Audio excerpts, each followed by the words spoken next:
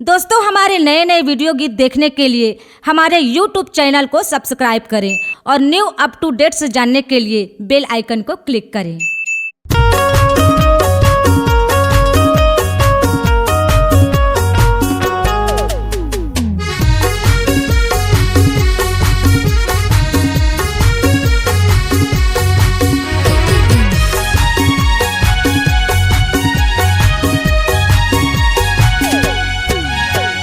कांटा गड़े तोरे पाँवे माँ, झन दागी लगे तोरे नावे माँ। झन कांटा गड़े तोरे पाँवे माँ, झन दागी लगे तोरे नावे माँ। आना हंस कोठिया ले वो रहना है दोनों लायक गाँव माँ। आना बोले बता ले रे रहना है दोनों लायक गाँव माँ। झन कांटा गड़े तोरे पाँवे माँ, झन दागी लगे तोरे नावे माँ।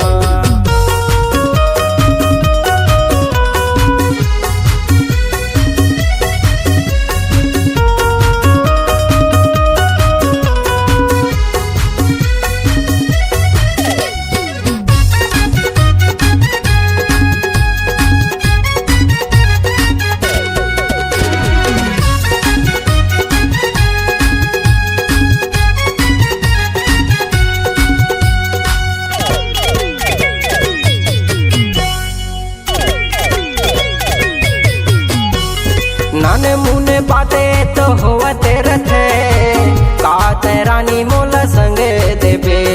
बांधे माया के डोरी लरानी, पल भर माँ काटोर देबे।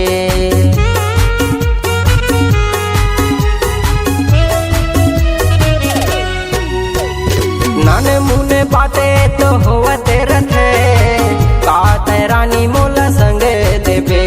लल्लू भास्कर के माया लरानी, पल भर माँ काटोर देबे। झन कांटा गड़े तोरे पाँवे माँ, झन दागी लगे तोरे नावे माँ। आना हंस कोठिया ले वो रहना है दोनों लायक गाँव माँ। आना बोले बता ले रे रहना है दोनों लायक गाँव माँ।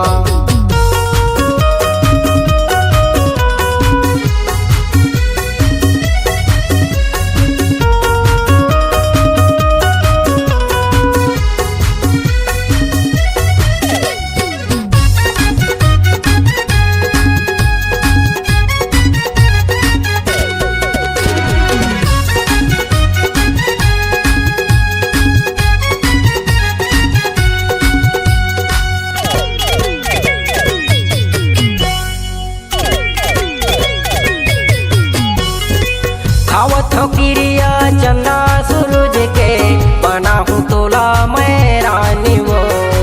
संग जीवो संगे मरबो, संगे पर ही काठी वो।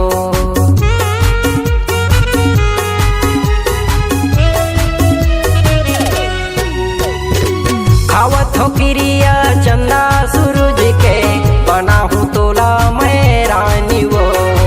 संग जीवो संगे मरबो, संगे पर ही काठी वो।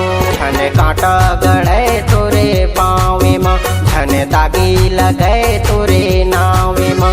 आना हंस कोठिया ले वो रहना है दोनों लायक गाँव माँ। आना बोले बता ले रे रहना है दोनों लायक गाँव माँ।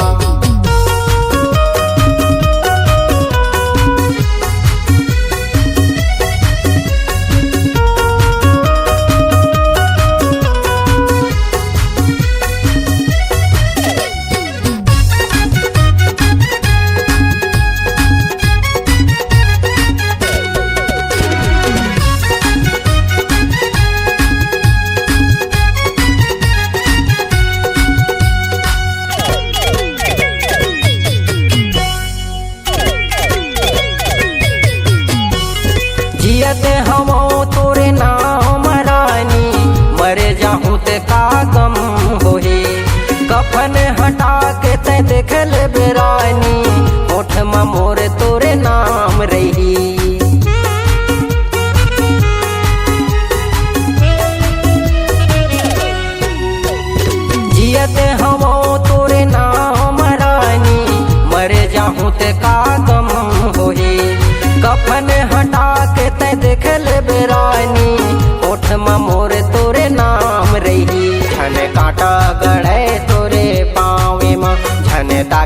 लगे तोरे नावे मा आना हंस गोठिया ले ओ रहना है दोनों ला एक गाँव मा आना बोले बता ले रे रहना है दोनों ला एक गाँव मा आना बोले बता ले रे रहना है दोनों ला एक गाँव मा आना बोले बता ले रे रहना है दोनों ला एक गाँव मा। C-Log Digital Recording Studio, Cordoba. Contact number 9907119215.